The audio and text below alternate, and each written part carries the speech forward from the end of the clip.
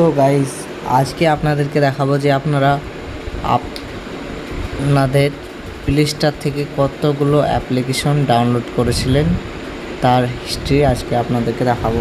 তো সেটা দেখানোর জন্য আপনাদেরকে চলে যেতে হবে প্লে স্টোরে গিয়ে ক্লিক করতে হবে, জিমেইলে টাচ করতে হবে। জিমেইলে টাচ করার পর সব নিচের দিকে চলে আসতে হবে, পার্সোনাল ইন প্লে এই জায়গাটা ক্লিক করতে হবে। ক্লিক করার পর প্লে হিস্টোরিতে ক্লিক করব আমরা।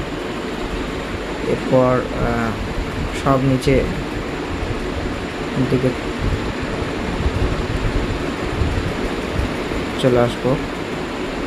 তো এই দেখুন, এইভাবে আমরা এতগুলো অ্যাপ্লিকেশন ডাউনলোড করেছিলাম।